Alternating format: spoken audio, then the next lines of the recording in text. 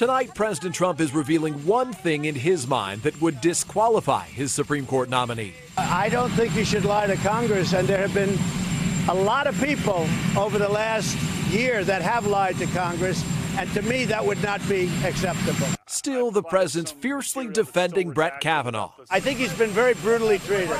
And casting this as a critical moment for young Americans. What do you say to young men in America? Well, I say that it's a very scary time for young men in America when you can be guilty of something that you may not be guilty of. You could be somebody that was perfect your entire life, and somebody could accuse you of something. But in this realm, you are truly guilty until proven innocent. Asked again if he has a message for young women. Women are doing great. Tonight, the FBI has completed its interview with Kavanaugh's high school friend Mark Judge, who recently said he never saw Kavanaugh act in the manner Dr. Ford describes. His lawyer telling NBC News, "We are not commenting on the questions the FBI asked Mr. Judge." Key Republicans weighing in. I think the FBI is doing what we've tasked the FBI to do. Another crucial swing vote questioning Kavanaugh's attacks on Democrats at his hearing. This whole 2-week effort has been a calculated and orchestrated political hit. I tell myself you give a little leeway because of what he's been through. But on the other hand, we can't have this on the court. We simply can't. Do you trust that he can be impartial on the court? I think he'll be totally impartial. Kavanaugh tonight also facing new questions over his affinity for alcohol during high school and college. I liked beer. I still like beer.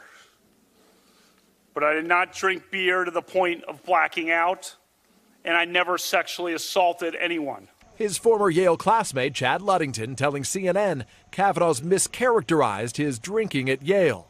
I have seen Brett drunk to the point he could easily be passed out.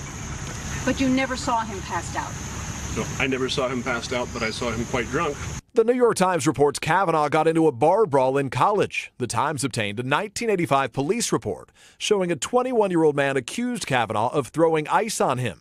It's unclear whether anyone was arrested or if charges were filed. The White House is blasting it as a desperate attack at a ridiculous story by a reporter who has previously criticized Kavanaugh.